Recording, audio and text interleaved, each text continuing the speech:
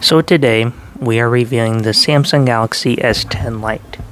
Now, I've had this phone for a while. I bought it off eBay, which I will go through all of that here soon.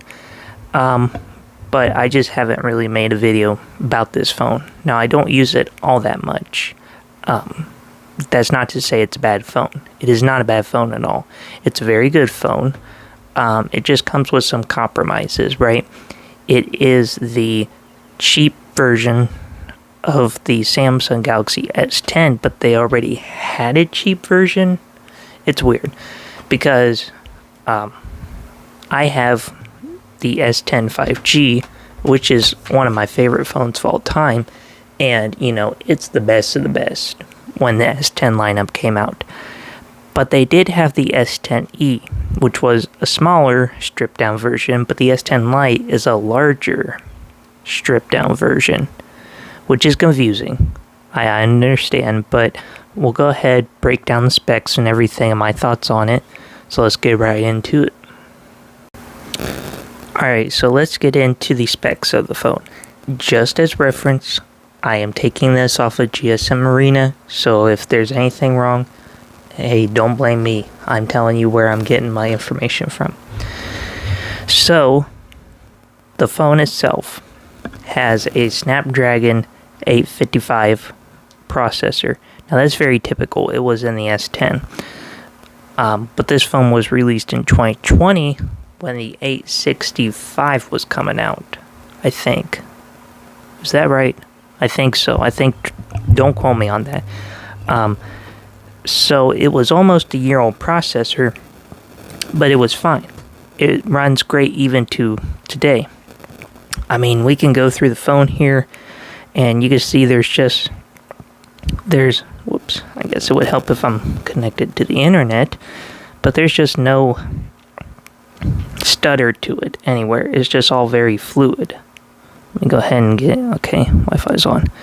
Like, if we go on the Play Store here, I mean, if my Wi-Fi would load fast, you can see, I mean, it looks choppy because it's 60 frames per second. And, it's not the fastest. Okay, there's newer phones that can do faster, but it's still not bad at all. This did originally come with Android 10. It can be upgraded to Android 13, which I do have it on. I think I have it on Android 13. Let me check. Because maybe I left it on Android 12. I cannot remember. Go into software information. Oh, no. My phone is on Android 12 with One UI 4.1, but of course you can upgrade it to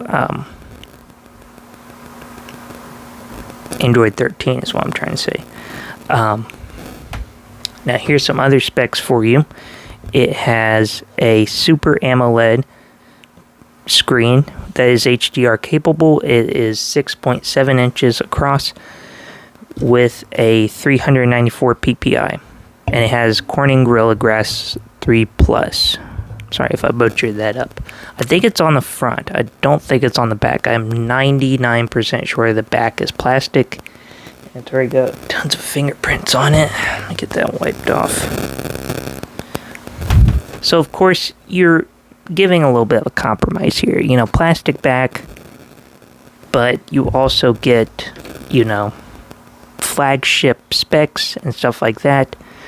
Let's see what else we got here. So this has 128, I think, don't quote me on this, I think this is the 128 gig, 8 gigs of RAM version, I think. Let me see. Should have been more ready for this, my bad. Go into device here. Yeah, so this has 8 gigs of RAM on my model. They do have a 6 gigabyte RAM version. I don't have that one. I just bought this one off eBay and it came with 8 gigs of RAM, 128 on storage. Now it does have if I had a SIM tool around me. Let me grab a SIM tool real quick. So the SIM card and micro SD slot is located on the left side here, which is nice because most S10 models did come with it. I know the S10 5G did not, and it is side mounted. I know a lot of Samsung phones, they put it on the bottom nowadays, and some of the older models were on the top. And of course on the side you got your volume buttons, your power button, no Bixby button, thank God, because that's on my S10 5G and that kills me. Of course there was no headphone jack, which is a shame. Microphone on the bottom with your speaker and USB-C charger, and of course I think the earpiece acts as a second speaker, but don't quote me on that. So when we get to the cameras here, there's 3 on the back. We have a 48 megapixel with a 2-point aperture, that's our main camera, and it has OIS on it. And then we have a 12 megapixel ultra wide camera with a 2.2 aperture, and then we have a 5 megapixel macro camera, which is the one at the bottom here, I think. And it has a 2.4 aperture on it. Pictures are okay. It's an old flagship. They're okay. That's all I can say about them. And then on the front camera, we have... what do we have on the front camera? We have a 32 megapixel 2.2 aperture camera, which, again, megapixels is not everything. It's not going to look the best as the new flagships, but for, you know, an older flagship, it's okay. So let's go ahead and we'll leave that open, just so you know, before we run the Geekbench score here, so I can give you a score of how the device performs, and I will be right back. Just so you guys know, while these tests are running, I did start the S23 later than the S10 Lite, and it is already catching up pretty well, because I had to install the app because I didn't have it on my S23.